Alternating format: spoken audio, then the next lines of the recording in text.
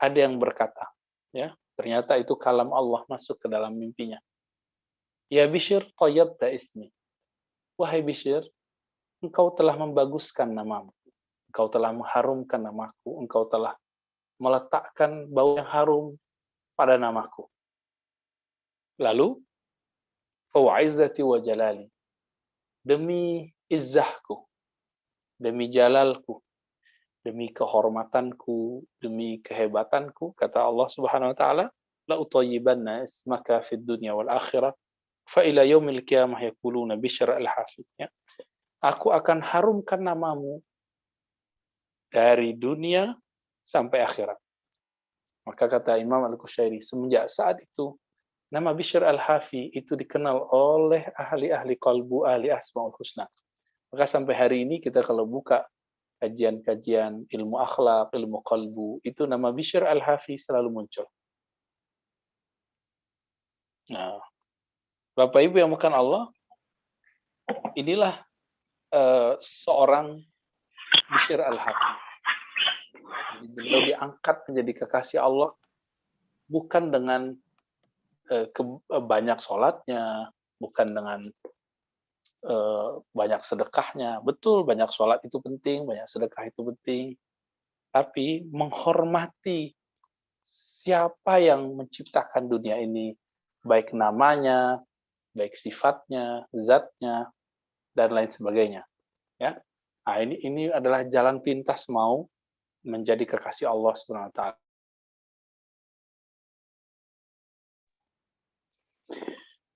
Nah, maka Imam Al-Qushairi juga menulis, ya, ada kisah juga tuh, namanya Mansur bin Ammar. Hampir mirip ceritanya. Jadi beliau ini Mansur bin Ammar, beliau ketika masa kecil melihat juga ada kalimatnya. Tertulis la ilaha illallah di kertas. Tapi kertas itu juga nggak jelas di mana, ya. Jelas mungkin terjatuh di bagian mana, ya, dan khawatir ada yang menginjaknya. Diselamatkan oleh beliau, lalu beliau menelannya. Setelah beliau menelannya, malam-malam beliau tertidur, lalu beliau mendengar kalam dari Allah, ya Mansur, innallaha azza wa jalla sayara laka ma fa'alta. Wahai Mansur bin Ammar, Allah Subhanahu wa taala akan melihat apa yang engkau lakukan. Jadi dia jadi wali Allah bukan karena apa-apa, tapi jadi wali Allah karena menghormati nama. Nah, itu sebabnya sahabat-sahabat makan Allah, kenapa kita memberi tema kita bahwa jalan ruhani menuju Allah yaitu mengenal nama. Ya. Sebenarnya mengenal nama aja sudah satu pertemuan, ya. Tapi kita tambahkan mengenal fiil, perbuatan, mengenal sifat.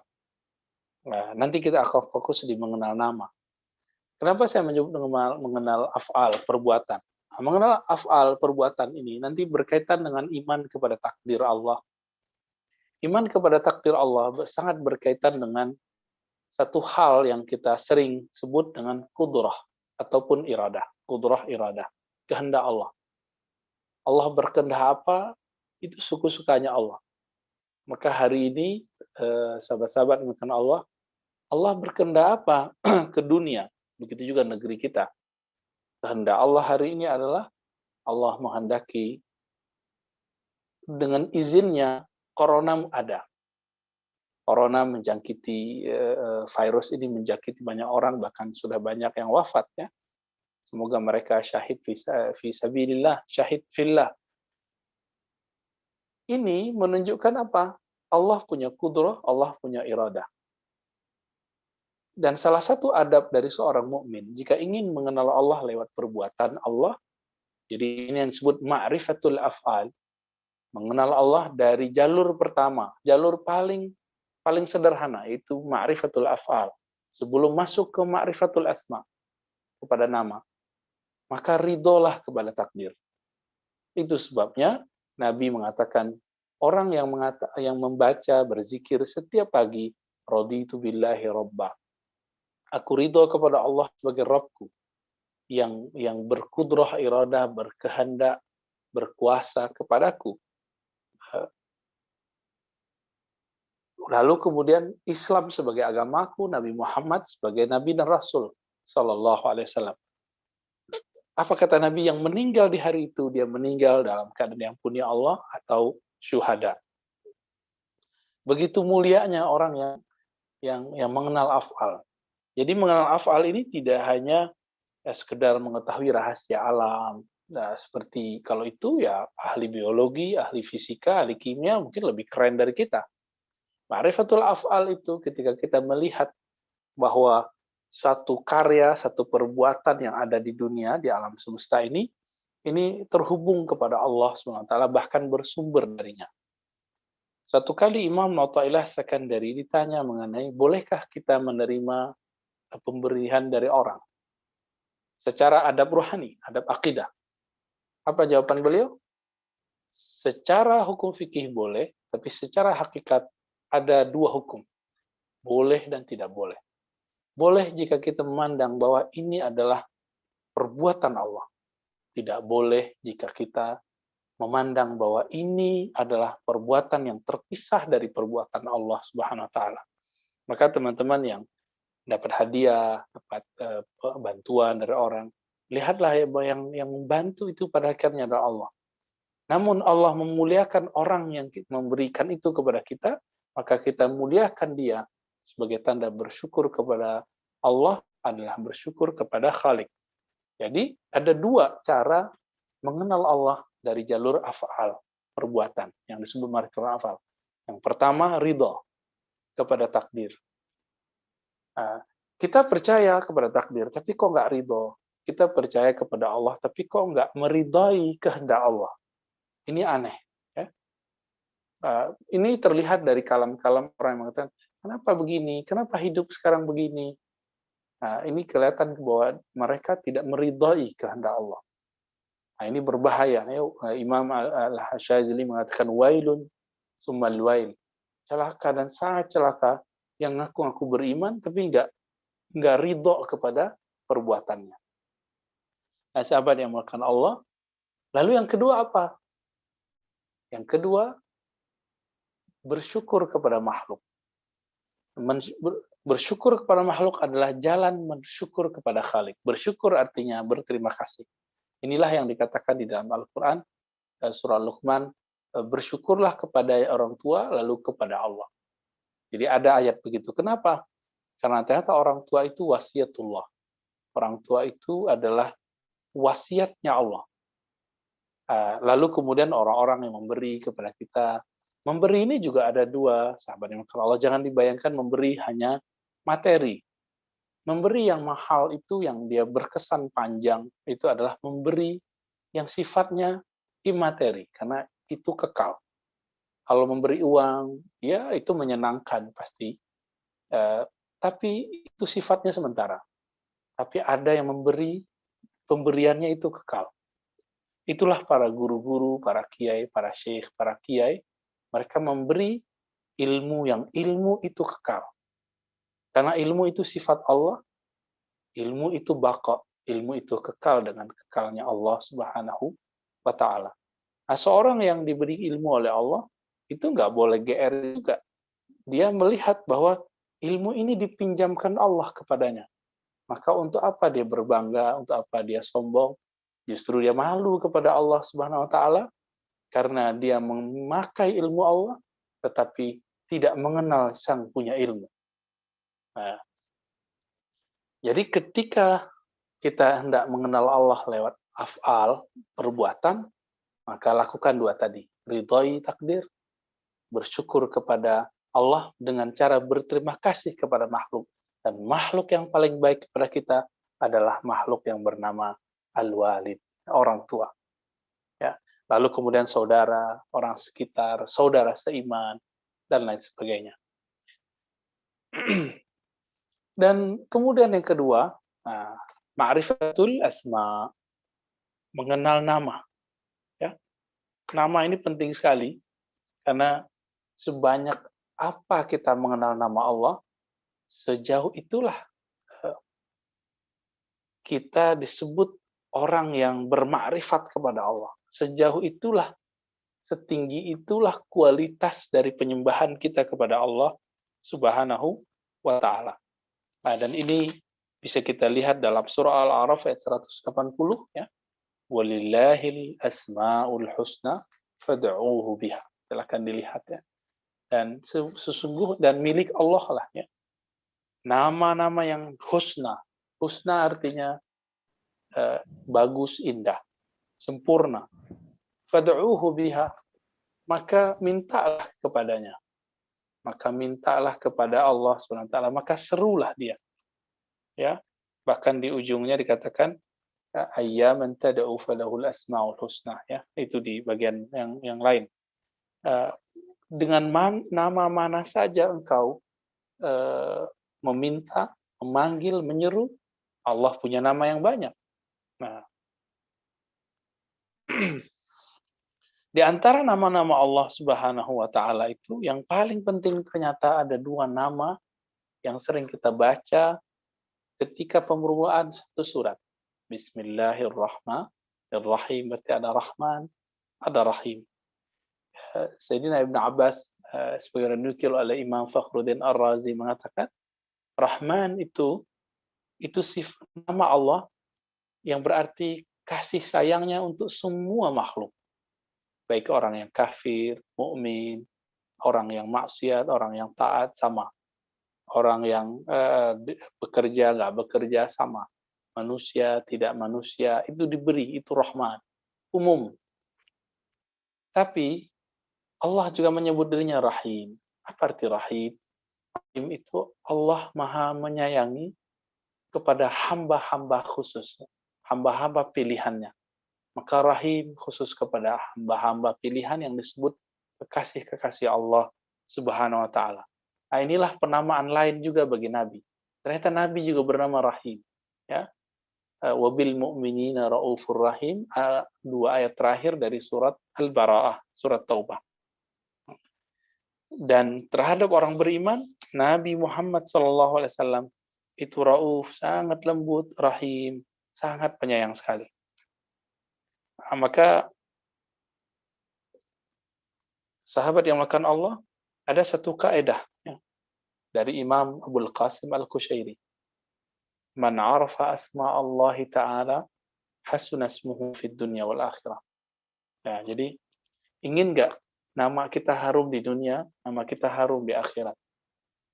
Inginkah kita dikenal di langit sana? Inginkah kita dikenal di surga sana? Kata beliau, man arafa asma Allah. Maka siapa yang mengenal nama-nama Allah, bukan satu nama, nama-nama Allah, hasunasmuhu fid dunya wal akhirah. Maka namanya akan harum, namanya akan ma'ruf, terkenal di dunia dan di akhirat. Itu sebabnya setiap orang yang suka mendendangkan Asmaul Husna, menjadikan wiridan setiap hari, Allah akan harumkan dia. Ikhlas atau tidak ikhlas, Allah harumkan. Jika dia tidak ikhlas, Allah harumkan dia di dunia, tapi tidak kekal sampai ke akhirat. Tapi jika dia ikhlas, maka Allah tembuskan namanya sampai ke akhirat sana. Nah, ini perlu jadi kaidah ya. Kalau bahasa Arabnya man arafa asma Allah Ta'ala hasuna ismuhu fid dunya wal akhirah. Siapa yang mengenal nama-nama Allah, maka namanya akan harum di dunia dan di akhirat. Maka kita buat turunan dari kaidah ini. Seberapa kita kenal nama Allah, sejauh itulah keharuman nama kita. Ya. Dan nama itu tidak terpisah dari yang punya nama. Itu sebabnya kita sangat menghormati tulisan-tulisan yang ada nama sesuatu. Begitu juga foto ya, yang mengidentikan seseorang. Jadi kalau ada orang ngambil foto kita, lalu foto kita dirobek, diinjak, kita kan tersinggung. Atau nama kita dicoret-coret, kita Kenapa? Karena nama tidak terpisah dari yang punya nama. Tetapi nama itu bukanlah orangnya. Ya. Bapak Ibu yang makan Allah, sahabat yang makan Allah, nama-nama ini, kalau boleh saya tambahkan ya, sa'adatuka fid dunya wal akhirah, kebahagiaanmu di dunia akhirat itu adalah ma'rifatuka bi asma'illahil husna. Adalah pengenalanmu terhadap nama-nama Allah Subhanahu wa taala yang indah. Nah, nama-nama Allah ini dapat dibagi. Ada nama perbuatannya. Contohnya ya Razzaq, ya, wa ya Maha Berizki. Itu nama fi'il, nama perbuatan. Lalu ada nama-nama pujian. Dan ini banyak ya. Nama-nama as-sana ya. Itu pujian, biasanya pujiannya kepada zatnya. Dan itu sangat banyak sekali. Nah, yang masyhur yang kita kenal adalah nama Asmaul Husna. Hadisnya menyebutkan 99 ya, man ahsaha dakhala jannah. Siapa yang mencoba mendalaminya, merenunginya, pasti masuk surga. Nah, surga dunia, bahkan surga akhirat. Ya. Jadi orang yang mencoba mengihsa, ihsa itu account, ya, coba menghitung, meneliti, mendalami, meresapi, itu disebut ahsaha. Ya, hafizaha wa wa'aha wa ta'ammadaha wa ja'alaha wirdan, ya. Yang mencoba mewiridkannya, mengamalkannya, meresapi maknanya. Nah, orang-orang inilah yang kemudian Allah pandang kalbunya. Kita ini punya teman, punya sahabat. Sahabat kita, di dalam hatinya dia senang sama kita, dan dalam hatinya nama kita harum. Jika kita mengenal mimik itu dari wajahnya, dari gesturnya, kita akan senang juga kepadanya. Tapi kalau ada orang nih, kita sadar bahwa hatinya tidak senang sama kita juga nggak senang kepadanya. Maka Allah lebih mulia dari itu. Allah lebih afdal dari itu. Allah Subhanahu wa taala itu senantiasa memandang qalbu. Innallaha yanzuru ila qulubikum. Allah memandang ke dalam kalbumu. Di kalbumu ada berapa nama Allah? Nah, maka teman-teman sahabat makan Allah, hari ini apakah sudah ada nama Allah masuk ke dalam kalbu kita? Nah, kalau sudah ada, apakah kita memahami nama tersebut? Ya. Jika belum, cari ilmunya. Ya, beberapa kajian saya Asmaul Husna sudah ada yang online ya dengan komunitas Jerman, Aswaja di Bremen, silakan diikuti ya. Mungkin next ada kajian yang offline-nya juga nanti insya Allah. Sahabat-sahabat dimuliakan Allah. Jadi pintu cara memanggil. Saya misalnya dipanggil orang Ar-Razi, Hashim. Panggil Ar-Razi atau panggil Hashim, saya nyahut. Coba saya dipanggil dengan nama yang bukan nama saya. Nama saya Ar-Razi, tapi saya dipanggil dengan nama Budi. Saya nggak nyahut. Itulah rahasianya surah Al-Isra ayat 10 itu yang tadi saya sebutkan. Ya. Qul ud'ullaha aw ud'ur rahman. Panggillah Allah atau panggillah Rahman. Ini contoh. Tapi kenapa contoh ini yang dipakai? Ya Allah, qul ud'ullaha, serulah Allah, serulah Rahman. Ternyata Allah Subhanahu wa taala mengumpulkan nama keagungannya pada dua ini. Allah dan Rahman. Rahman pasangannya Rahim. Maka dua nama ini boleh disebut dengan ismun min asma'illahil azam. Nama-nama Allah yang agung. Kalau tahu teknik cara membacanya, teknik cara melafazkannya dalam diri kita, maka orang ini akan dijawab oleh Allah Subhanahu wa taala. Itu sebabnya kenapa ada beberapa sahabat kita mengalami pengalaman spiritual ketika dia terbersit sesuatu, dia lagi zikir. Allah kasih. Kenapa? Karena dia memanggilnya dengan tepat. Memanggil Allah dengan tepat sehingga Allah menjawabnya.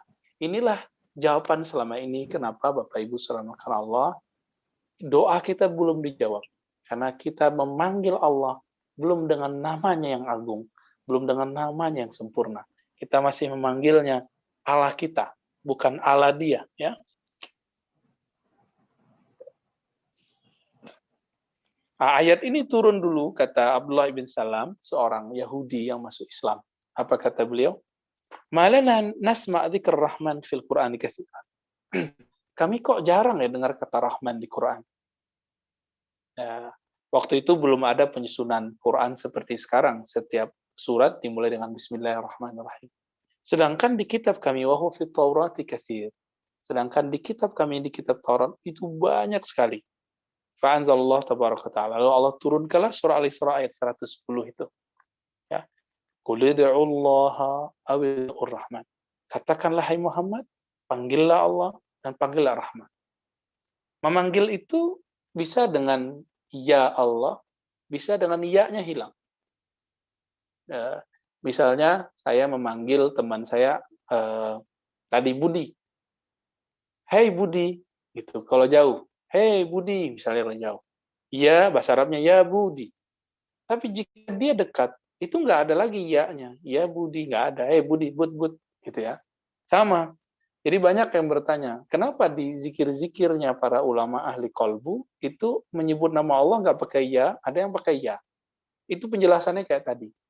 Jika yang dipanggil terasa sudah dekat, maka tidak perlu membaca ya Allah, ya Muhammad, ya Budi, itu nggak perlu. Langsung Allah, Muhammad, Budi, ya Muhammad Sallallahu Alaihi Wasallam. Nah, inilah kalau sudah tahu tekniknya, baru masuk ayat ud'uni astajib lakum.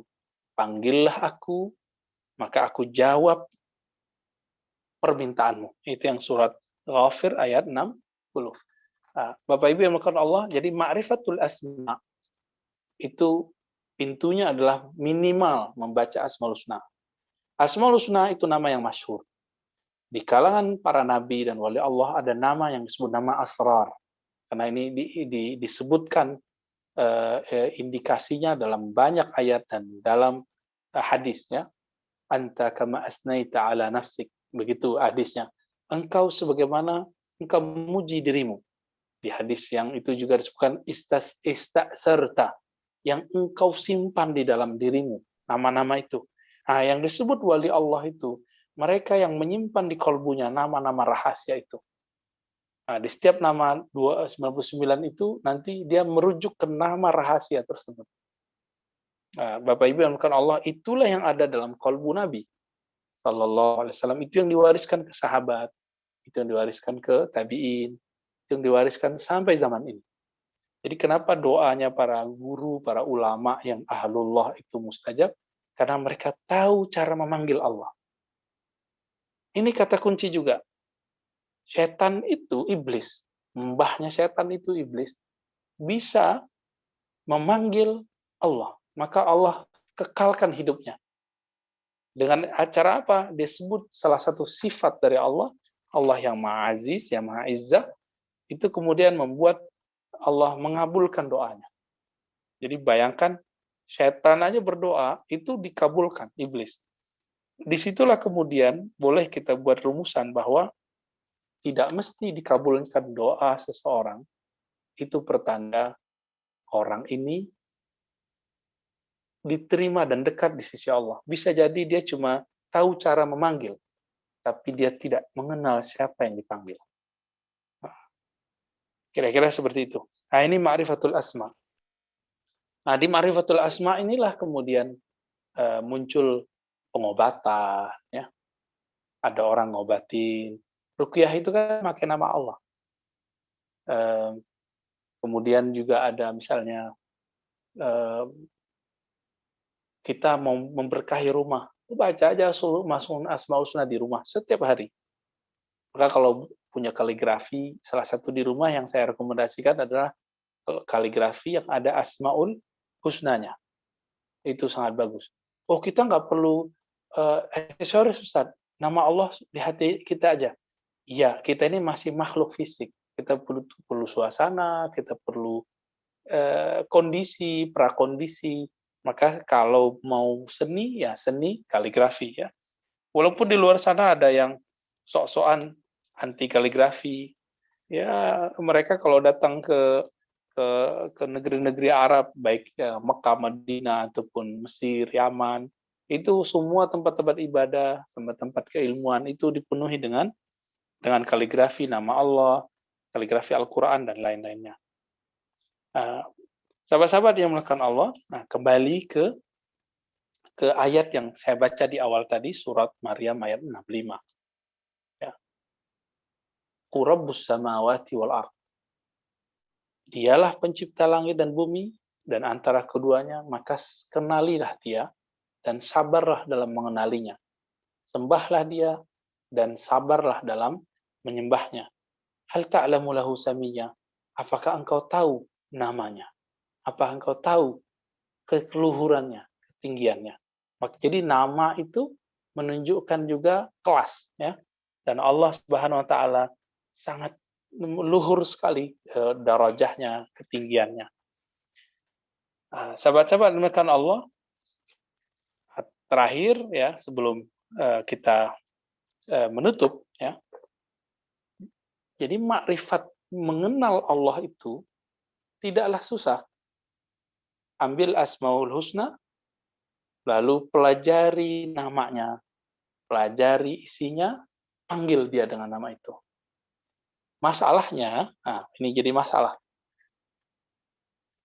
Walaupun ada 1000 buku tentang Asmaul Husna, tapi makna itu bukan di lembaran kertas itu sebenarnya. Makna itu ada di kolbunya orang yang mengenal Allah. Maka, walaupun kita bisa beli buku Asmaul Husna, ambillah ilmu ini dari kolbu orang yang mengenal Allah itu. Kolbu dia pasti ngambil dari kolbu gurunya mengenal Allah, kolbu gurunya ngambil dari kolbu gurunya lagi yang kenal Allah, bersambunglah silsilah sanadnya kepada Nabi Muhammad SAW, yang mana di dalam kolbunya isinya adalah Asmaul Husna. Dan saya sering menyebut bahwa ibadahnya badan adalah sujud mendekat kepada tanah. Ibadahnya akal dengan bertafakur, berfikir, ibadahnya jiwa dengan menahan hasratnya, ibadahnya kolbu dengan menyebut dan memanggil nama Allah Subhanahu wa ta'ala. Nah, nanti ada terusannya, ibadahnya ruh, ya, dan lain sebagainya.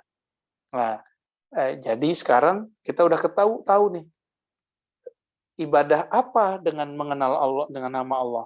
Itu ibadah kolbu. Ibadah di kolbu kita. Dan teman-teman dimakan Allah, orang-orang yang beribadah dengan fisiknya, tidak dengan akalnya, dia disebut dengan jahil.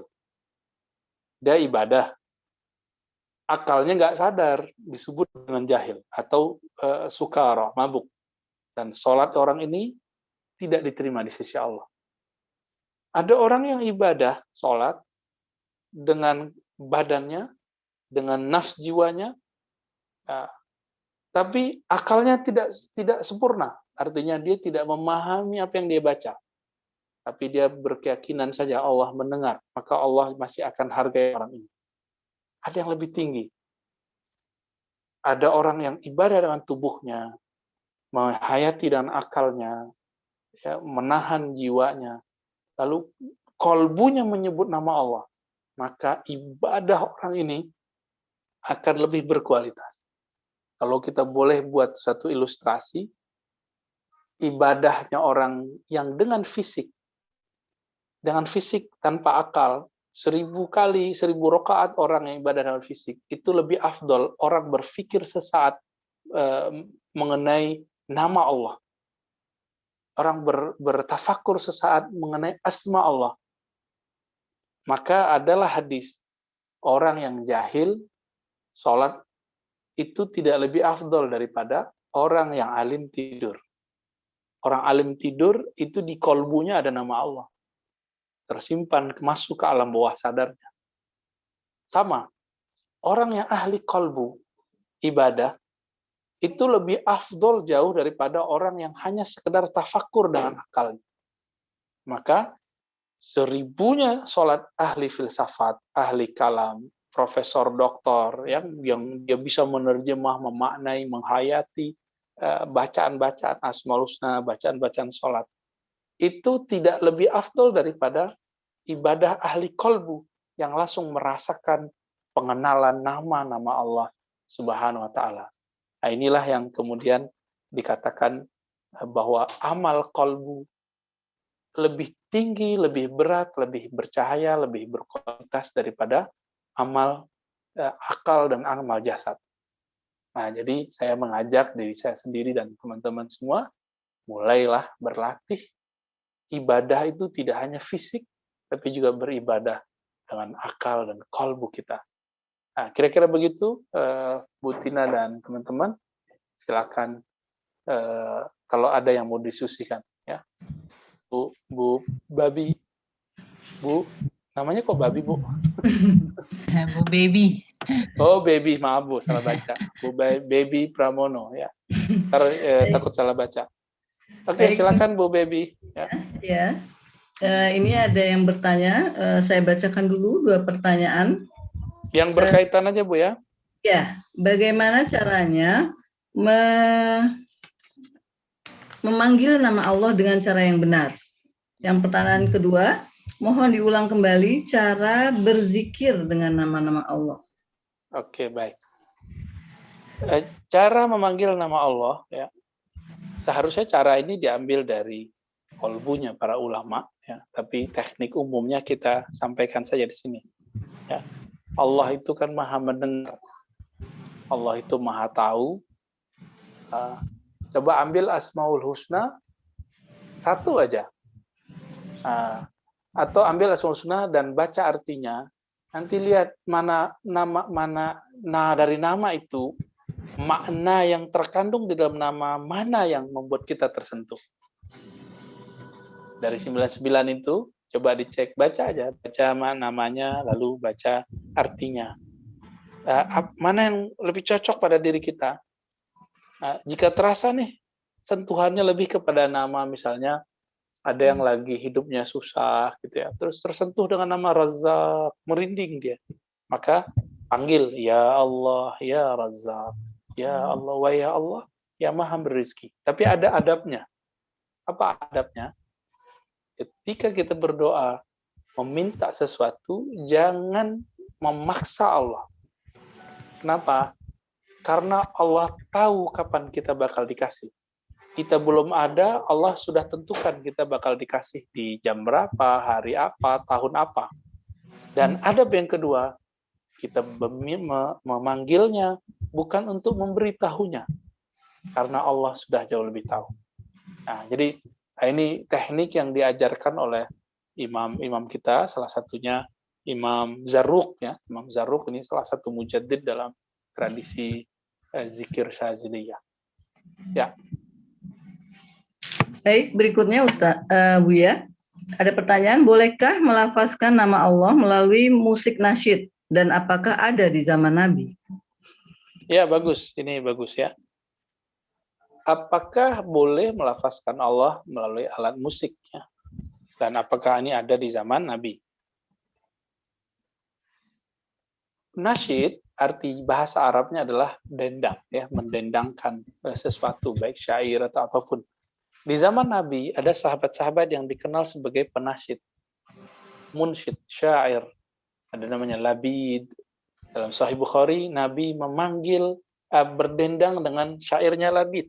Apa kata Nabi? Sebaik-baik syair adalah syairnya Labid. Jadi Nabi muji artis. Apa syairnya Labid? Ala ma khalallahu batila. Ketahuilah selain Allah itu batil. Selain Allah itu nol. Selain Allah itu tiada makna. Yang bermakna hanya Allah. Maka jika ingin bermakna, mendekatlah kepada Allah yang bermakna. Isilah kalbu kita supaya lebih bermakna. Jadi kalbu kalau tidak ada nama Allah, dia batil. Salat nggak ada nama Allah, batil. Jadi batalnya salat versi ahli fikih, itu hanya indikatornya zahir. Tapi kebatilan salat seseorang, itu ketika salatnya tidak ada makna nama Allah di dalamnya. Nah, kira-kira seperti itu. Jadi hati-hati jangan sampai terjebak di bagian ini. Ada nggak di sana Nabi? Ya itu orang-orang itu tadi. Ya, Labid. Kemudian ada namanya Hisan bin Sabit. Hisan bin Sabit itu lebih tua dari Nabi. Dan dia bersyair di depan Nabi. Ada dua mazhab sahabat. Ada mazhab Umar yang nggak suka syair, bukan berarti belum mengharamkan syair. Dia melihat Hisan bin Sabit bersama Abu Hurairah dan sahabat-sahabat lain sedang berdendang di masjid. Umar ngelirik. Umar kalau ngelirik kayak gitu, itu nggak berarti dia nggak senang. Karena Hisan bin Sabit lebih tua dari Nabi, berarti lebih tua lagi dari Umar. Apa jawaban tanggapannya Hisan? Karena ahli syair ini orangnya sensitif. Walaupun tidak ada kalam dari Umar, itu dia kemudian bisa membaca gelagat Umar. Kata Hisan, "Hei Umar, Amirul Mukminin, saya pernah bersyair berdendang di depan orang yang lebih mulia darimu." Berarti ada dua mazhab sahabat dalam masalah syair, ya, masalah bernasyid. Itu kalau Hisan bin Sabit bersyair itu udah sama kayak nyerang musuh, bisa melemahkan musuh, bisa menguatkan tentara orang-orang yang sedang berjuang. Dulu juga ada Abdullah bin Rawaha yang kemudian wafat di jalan Allah Subhanahu wa taala. Jadi itu ada ya. Bahkan Nabi lagi masuk ke rumah beliau, ternyata ada budak-budak yang sedang bersyair. Nah, itu pernah terjadi di zaman Rasulullah Shallallahu alaihi wasallam ya. Jangan pakai hadis satu hadis aja. Jadi ini ada orang yang ingin sekali ikut sunnah, tapi hanya mengambil sunnah sebagian-sebagian. Ngambil sunnah yang mengharamkan aja, tapi meninggalkan sunnah yang membolehkannya. Akhirnya terkesan kita tidak ikut sunnah ala dia, gitu. Ini tidak boleh ya. Kita harus jujur kepada dalil-dalil yang ada. Ya, lanjut.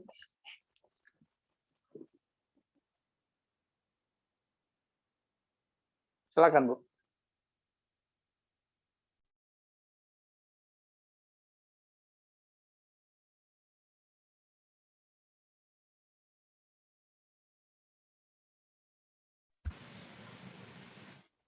Silakan, Bu. Iya, saya ulang kembali dari Ibu Irma, bagaimanakah cara sholat yang menggabungkan antara jasad, kolbu, dan akal, Bu ya? Pertanyaan berikutnya saya sekaligus, bagaimana teknik menyebut nama Allah dengan menggabungkan dua nama sekaligus? Ya, harus kepada ahlinya ya. Ini lagi-lagi fas'alu ahla dzikri in kuntum la ta'lamun, minta belajar kepada yang ahlinya jika kamu tidak mengetahuinya. Ini ditelakikan sahabat dari Nabi Shallallahu alaihi wasallam. Maka karena ditelakikan dari Nabi, kita juga harus mentelakikan, mengambil langsung dari orang yang mengambilnya dari Nabi, atau yang bersanad kepada Nabi, bukan dari buku, dari Sahih Bukhari gitu. Itu namanya merujuk referensi, bukan mengambil ilmu dari dada. Ilmu itu di dada, bukan di kitab. Kitab itu hanyalah dalilul ilm. Ya, kitab itu dalilnya ilmu. Ilmu itu di qalb. Ilmu itu di qalbu menenangkan jiwa, menumbuhkan keyakinan. Kalau orang baca buku, kan belum tentu yakin. Seandainya ilmu itu di buku, maka semua orang yang baca Quran pasti beriman. Semua orang baca hadis pasti kemudian bertambah soleh. Tapi nggak begitu tuh. Orientalis baca Quran malah nggak percaya Quran. Ya. Orang baca hadis nggak ngefek. Nah, jadi jangan hanya belajar lewat YouTube. Ini berbahaya. Apalagi online begini ya, saya tidak bisa ngasih langsung ya. Takut menyalahi adab saya sebagai seorang yang mentalakikan ini dulu dari guru-guru kita. Nah, dan mohon maaf ini berkali-kali setiap taklim saya sampaikan, jangan mengamalkan wirid-wirid ijazahan dari YouTube. Saya tidak jamin nanti ketika antum ngambilnya dari sana, maka yang terjadi nanti adalah yang datang kepada kita, yang turun kepada kita bukan malaikat, tapi yang turun kepada kita adalah obsesi. Karena orang ngambil dari YouTube itu, kebanyakan karena terobsesi dengan testimoni-testimoni atau rahasia-rahasia yang disebutkan oleh si pemberi ijazah. Walhasil, apa yang terjadi? Ketika seseorang mengamalkan itu, obsesinya ini yang kemudian membuat dia jadi kacau. Dan saya melihat banyak sekali orang-orang yang sudah menyimpang karena mengamalkan zikir-zikir lewat online, lewat sosmed, dan lain sebagainya. Udah, selama ini amalkan saja apa yang ada dulu. Sepintas, cara menggabungkannya, ya pikiran memaknai, lisan menyebut, kolbu mengingat. Nah, bagaimana tekniknya? Itu ada pada kolbu orang-orang yang bersanad itu. Ya, kok saya gantung terus? Emang harus digantung terus.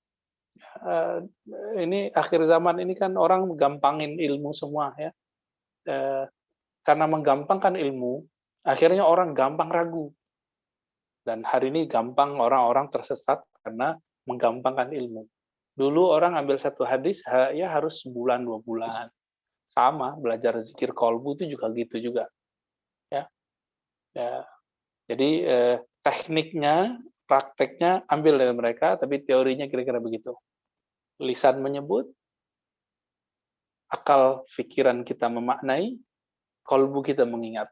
Ya, kira-kira begitu. Lanjut Bu Baby.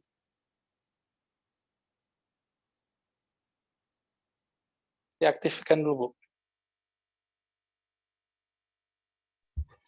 Pertanyaan berikutnya, apakah Ismul Azam itu ada banyak atau hanya satu, yaitu Allah? Pertanyaan berikutnya, apakah berdoa dengan Asmaul Husna itu harus sesuai dengan hajat yang kita inginkan? Ya. Apakah Ismul Azam itu cuma satu atau banyak? Ya. Ismul Azam itu banyak Bapak Ibu, saudara yang dimuliakan Allah. Ismul Azam itu setiap nama Allah atau setiap simbol-simbol yang menghubungkan kita kepada Allah, bahkan setiap orang yang di kolbunya ada nama Allah, itu adalah Ismul Azam. Itu sebabnya ketika Sayyidina Ibnu Umar sakit, ya kakinya ada masalah, begitu kalau nggak salah ya di hadisnya, atau dia kepanasan mungkin karena sakit salah satu anggota badannya. Kan kita kalau ada masalah di badan kita bisa bikin meriang. Ya, nggak sembuh-sembuh. Akhirnya ada orang datang ke beliau lalu mengatakan, panggil orang yang paling kamu cintai. Apa jawaban Ibnu Umar? Ibnu Umar langsung manggil, ya Muhammad. Ini hadis diriwayatkan oleh Imam Bukhari dan imam-imam yang lain. Wahai Muhammad sallallahu alaihi wasallam. Ketika dia begitu langsung dia sehat. Langsung dia sehat. Kok bisa? Itulah. Jadi karena nama-nama Allah itu semua ada dalam qalbu Nabi Muhammad. Maka memanggil nama Nabi Muhammad itu membuat orang terhubung langsung kepada Ismul Azam. Inilah rahasianya kenapa dulu di Palembang, di Aceh, di Sumatera, di Betawi ada namanya Ratib Saman. Di Kalsel ya, Banjarmasin, Martapura, sampai ke Sulawesi sana, itu ada yang disebut dengan Samaniyah. Samaniyah ini merujuk kepada imam namanya Muhammad bin Abdul Karim As-Samman. Salah satu guru besar di Madinah yang mengajarkan zikir kolbu. Beliau ini kutub ya, wali yang sudah tinggi sekali. Ketika ada muridnya mau dirampok orang, itu si murid memanggil ya Saman gitu.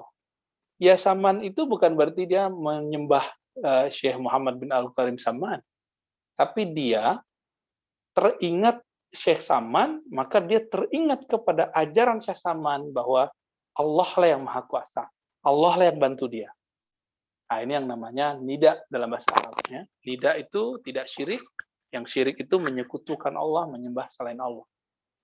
Dulu ada rotib Saman itu ya Saman gitu. Saya masih ingat waktu kecil masih ada orang baca itu.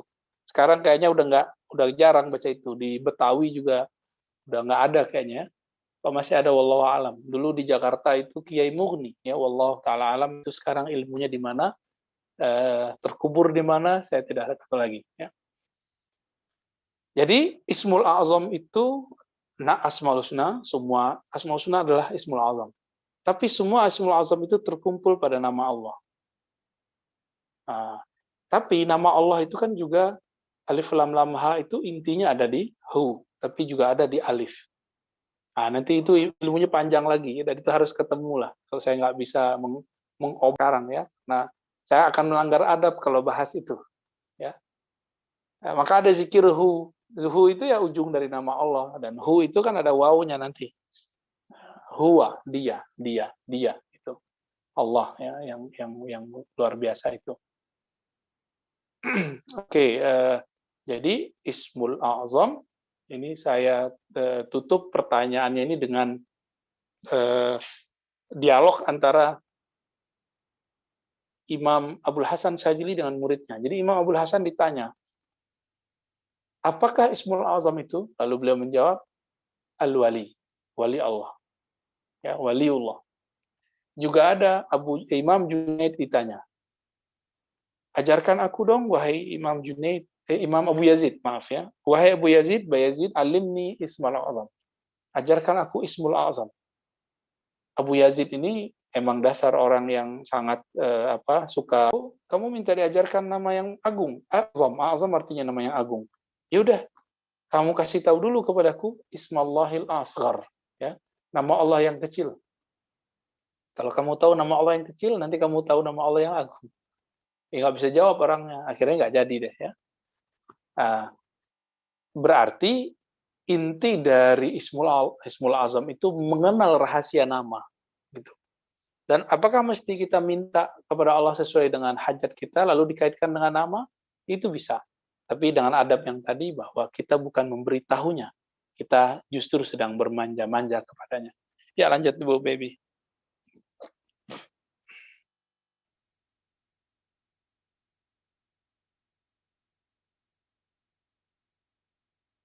Suaranya, Bu.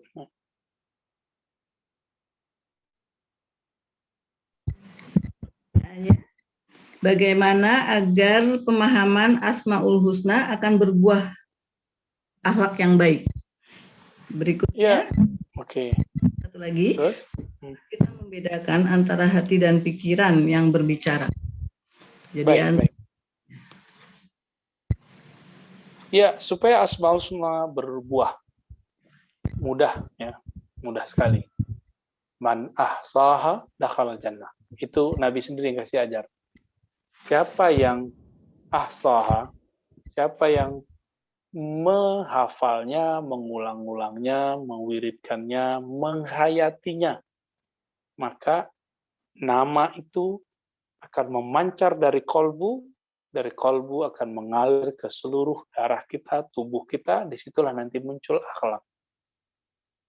Jadi, caranya wiridkan Asmaul Husna. Nggak usah banyak-banyak, satu aja dulu. Ya, Rahman Rahim, ya Rahman, ya Rahim. Nanti kalau nama itu diulang pagi 100, sore 100, pagi 100, sore 100. Dimaknai Allah yang Maha Rahman, yang Maha Pengasih kepada semua makhluk, mukmin ataupun kafir, benda hidup, benda mati, semuanya. Rahim, kasih sayang Allah kepada kekasih-kekasihnya. Itu dihayati terus. Nanti nama ini akan memancar dari kolbu kita, lalu membuat akhlak kita sesuai dengan akhlak rahmaniyah, kasih sayang. Maka orang ini nanti akan banyak sayangnya kepada makhluk. Jadi ini ciri-ciri nih saya kasih tahu rahasianya nih.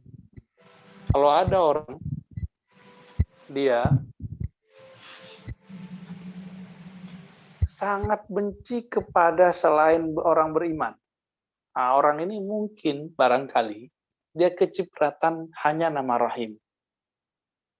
Cipratan nurnya. Tapi ada loh kiai ulama, ustadz, itu sangat sayang ke semua makhluk. Sampai menurut sebagian orang ini kebablasan. Itu sebenarnya ada nama rahmaniyah dalam kalbunya. Jadi itu bukan masalah liberal nggak liberal. Ini kan kita nggak paham apa-apa, tapi nuduh orang liberal. Ya. Jadi masalah ini itu masalah pancaran nama yang ada di kolbunya. Nah, ini yang terjadi pada pendahulu-pendahulu kita dulu kayak Gus Dur, pendiri bangsa, Piagam 9 itu kan Piagam Jakarta, itu kan 8 orang muslim, 1 non muslim. Tapi mereka dapat nur rahmaniyah. Sehingga mereka mengalah dan mengganti dengan kalimat yang lebih umum, ketuhanan yang Maha Esa. Ya. Itu karena rahmaniyah. Nah, maka kemudian mereka dihujat oleh ulama juga. Nah, itu ulama ini yang ghalib, yang dominan di kolbunya adalah cahaya nama Allah Rahimiyah. Itu biasa begitu. Jadi kalau ngelihat ada kiai ulama debat begitu, santai aja ya. Nah, di YouTube sekarang juga lagi ramai itu ya. Ada kiai fulan, sayangnya dengan semua makhluk. Ada kiai fulan, anak-anak kiai terkenal juga, itu sangat saklek misalnya. Keras, kaku. Ya, saya memandangnya itu dua nama Allah sedang berefek bekerja dalam diri mereka. Ya, kalau kita mau memandang dengan baik. Tapi kalau kita mau kritik bisa juga ya. Oke, kira-kira begitu. Yang kedua tadi apa? Saya lupa ya. Udah ke cover kali ya. Lanjut pertanyaan baru aja Bu Baby. Diaktifkan Bu.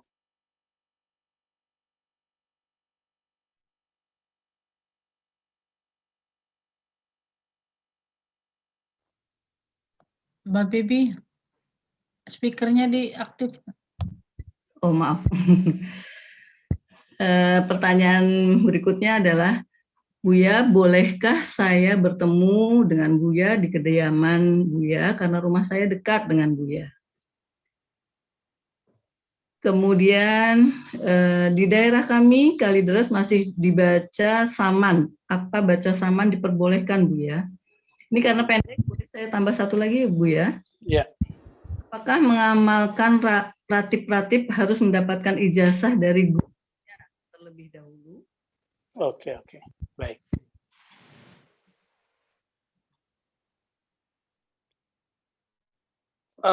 Ketemu di ribat aja ya, lebih enak. Insya Allah kalau mau lebih awal atau lebih akhir pulangnya, datangnya. Datang lebih awal, datang janjian, ya. Mungkin lebih enak, lebih nyaman di sana. Kemudian pengamalan baca rotib saman ya, rotib saman di Kalideres. Oh, kalau masih ada ya, alhamdulillah.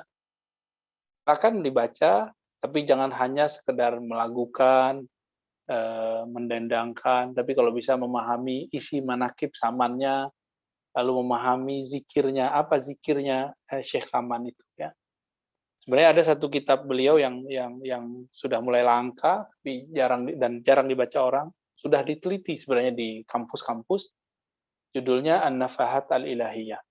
Nah, beliau kan guru dari Syekh Abdul Somad Al-Falimbani, Muhammad Arsyad Al-Banjari, Muhammad Nafis juga Al-Banjari ya, dan beberapa ulama di Aceh, ulama di Sumatera, ulama di Bugis ya, di Makassar.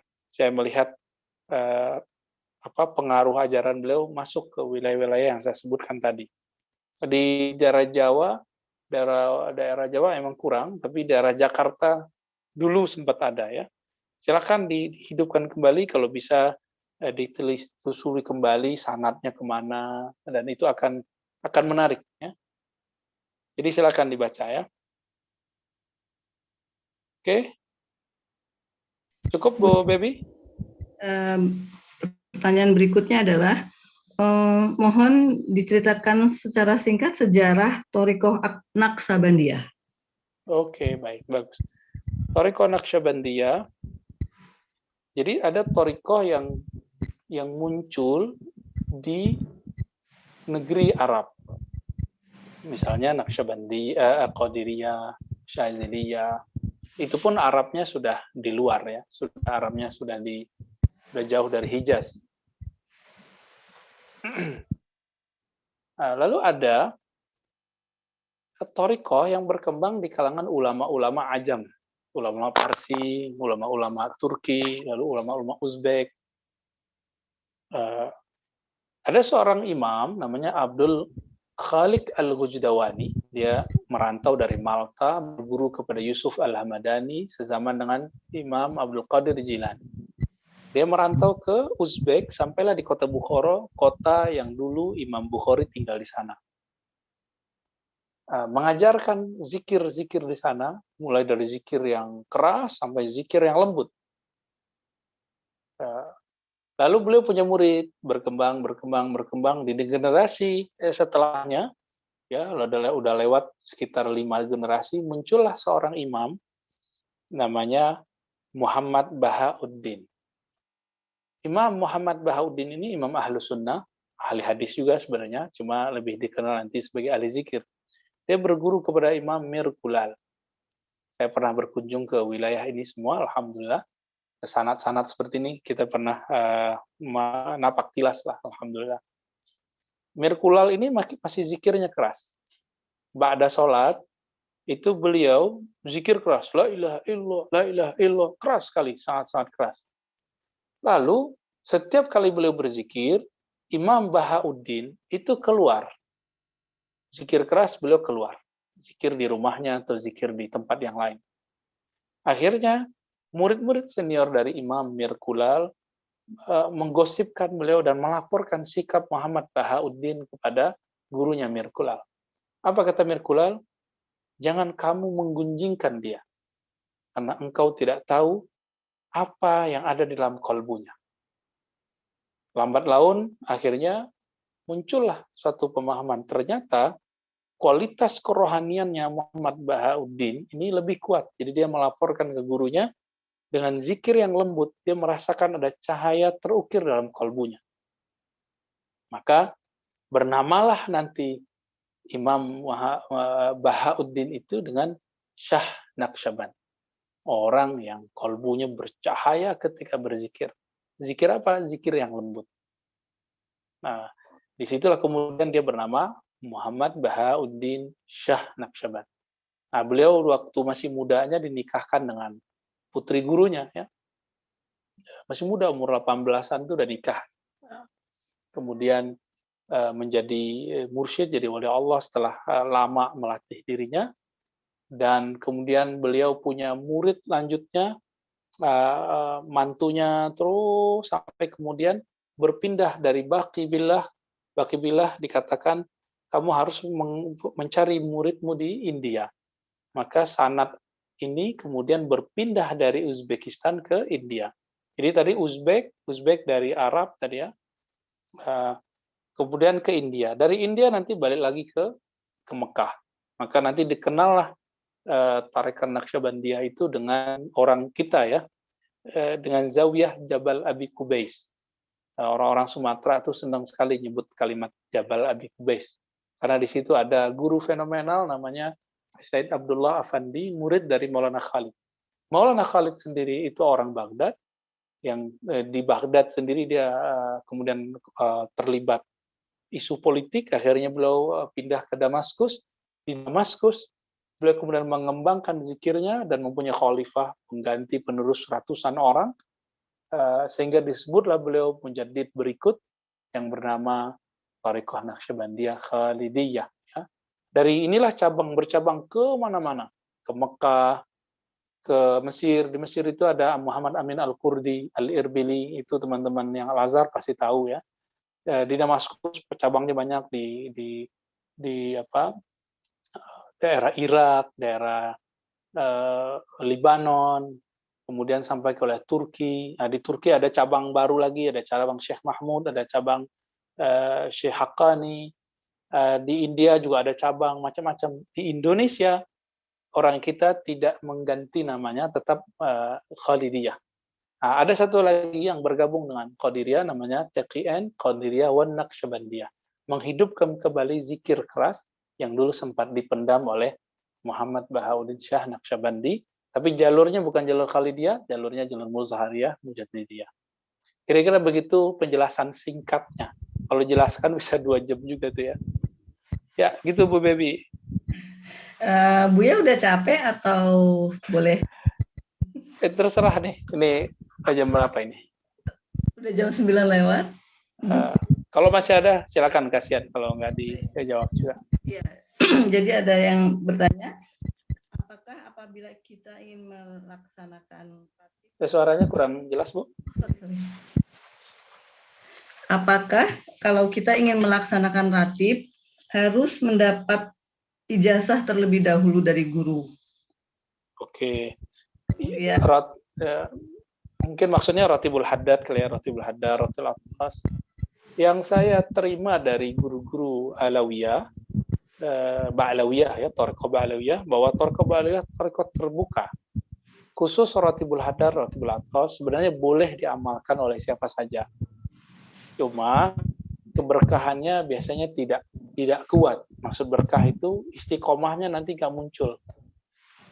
Yang muncul nanti adalah obsesi. Jadi beramal karena terobsesi apa gitu. Untuk apa ijazah dan berilmu ketika dapat zikir? Supaya kita di-guidance oleh ilmunya si guru, dan kita digaransikan kesahihannya dengan sanadnya guru. Jadi kalau belum, ya carilah guru. Masa kita bisa mencari penghidupan, sabar mencari ma'isyah, tapi nggak mau sabar mencari guru. Ini kan juga agak lucu ya. Nah, silakan dicari gurunya, nanti diamalkan isinya. Ya. Buya, satu lagi. Ya. Ini pertanyaannya, ketika kita bermohon dengan menyebut asma Allah, wajibkah kita beriktikat memohon kepada zatnya? Wajib atau tidak kita beriktikat kepada zatnya? Diulang, sedangkan kita belum mengenal zatnya. Terima kasih dia. Ya, ana inna dhanni abdi, begitu dalam hadis qudsi, aku berdasarkan zon. Zon itu artinya bisa persepsi, bisa keyakinan. Ya, zonnun qawi itu yakin. Jadi persepsi yang kuat itu namanya yakin. Jika belum kuat ya namanya ya asumsi. Ya, Allah itu tergantung pengenalan kita terhadapnya. Jika kita baru kenal namanya, fiil, perbuatannya, sifatnya, udah cukup, itu udah tinggi itu. Karena ulama-ulama yang saya kenal yang kolbunya kolbu para wali-wali itu di kolbunya nama Allah kadang satu doang, nama Allah doang, ada yang Rahman Rahim doang. Jadi wali itu ya. Gak usah banyak-banyak. Nanti Allah sendiri akan mengenalkan dirinya. Nah, inilah yang dikatakan orang yang mendekatkan diri kepadaku sejengkal, aku mendekatkannya lebih dari itu ya. Begitulah orang datang kepadaku dengan berjalan, aku datang kepadanya dengan berlari. Dan itu hadisnya sahih. Artinya, udah rajin aja sebut nama Allah, temui wali-wali Allah itu, orang-orang yang menyimpan di kolbunya nama Allah, nanti Allah akan mengenalkan dirinya melalui ilmu-ilmu mereka ini, insya Allah. Jadi nggak mesti bayang-bayangin zat. Kita aja nggak bisa bayangin ruh kita kok. Mencoba-coba bayangin Allah. Jadi teman-teman, kalau antum sudah sanggup membayangkan ruh seperti apa, silakan bayangkan Allah. Tapi siapa yang bisa bayangin ruh? Kan nggak ada. Yang ada di gambar-gambar itu bukan. Itu gambar pocong itu ya. Yang ada di gambar-gambar itu gambar asap ya.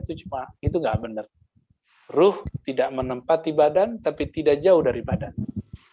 Nah, Allah juga sama. Allah itu tidak terpisah dari alam, tapi juga tidak bertempat pada alam. Kenapa? Nah, itulah rahasia dari laisa kamitslihi syai'. Ya, Allah tidak ada yang menyerupainya. Oke, kira-kira begitu, Bu. Cukup ya, Lia? Baik, ya. Kita tutup dengan kafarah majelis saja ya. Baik, Bapak Ibu, sahabat yang dimuliakan Allah.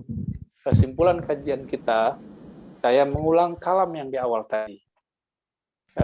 Kalam yang di awal tadi adalah man hasuna man arafa asma Allahil husna. Siapa yang mengenal nama Allah yang indah, nama-nama Allah yang bagus. Hasuna ismuhu fid dunya wal akhirah. Maka namanya akan bagus, harum di dunia dan akhirat. Itu satu. Yang kedua, jika ingin kita berkoneksi kepada Allah, maka kenalilah namanya. Karena jangankan Allah, ya kita aja begitu. Gitu. Kita aja kalau nggak dipanggil dengan nama kita nggak akan nyahut. Apalagi Allah yang maha mulia, maka Allah sindir kita. Allah kasih pertanyaan, hal ta'lamu lahu samiyya. Kamu tahukah namanya? Kamu tahukah keluhurannya? Dan lain sebagainya. Maka mari saya mengajak di rumah kita punya nama Allah Asmaul Husna, di kalbu kita ada nama Allah Asmaul Husna. Insya Allah hidup kita bahagia di dunia ataupun di akhirat. Kita tutup dengan kafarah majelis.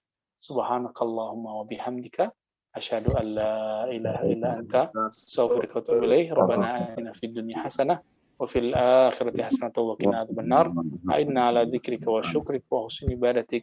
Walhamdulillahirabbil alamin. Assalamualaikum warahmatullahi wabarakatuh.